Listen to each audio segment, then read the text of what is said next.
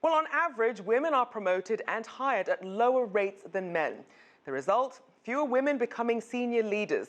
So to help us break down this and the report, I spoke with Janice Ellig, co-CEO of global search firm Chadick Ellig and chair of the Women's Forum. I began by asking her why this is still happening and how the cycle can be broken.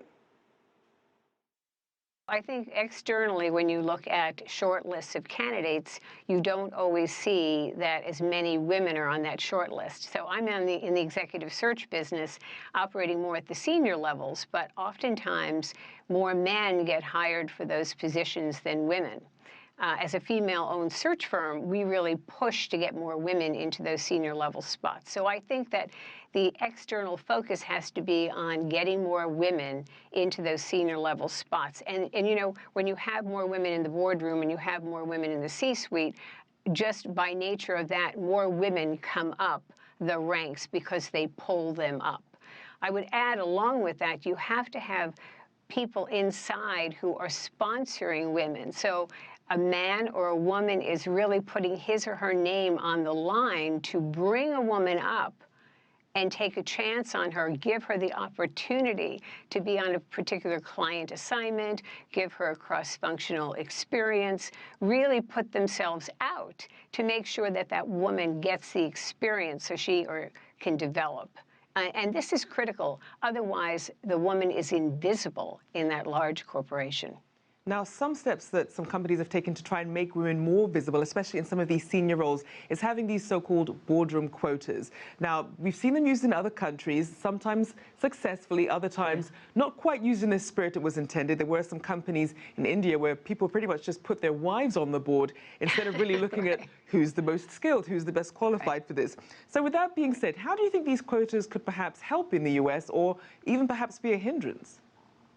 Well, I don't think that the U.S. is ready for quotas. You know, we're over 325 million people. Now, India has probably as many, but when you look at Norway, which started the quota system, you know, they're like 5 million people.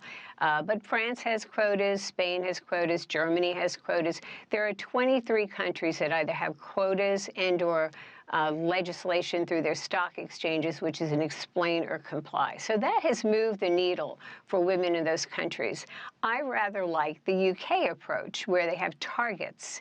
And under Lord Davis and the 30% Club, led by Helena Morrissey, in 2010, they targeted the FTSE 100 and said, let's really push on those, the largest companies. And in 2010, they were 12.5%. By 2015, they doubled it to 26%, more than doubled it. So you need to have that focus by having a target and having somebody really spearhead it. And I think we can do that in the United States with CEOs getting behind having targets and being very transparent about it, because there are catalyst studies and other studies which show with more women in the boardroom, there are more women in the C-suite and then more women coming up the ranks. So there's a direct correlation. Now let's take a look at that road, that career track to the C-suite. We're seeing at more senior levels that women tend to shift from line to staff roles, basically essentially taking them off that pathway to becoming a CEO. So why is this shift happening?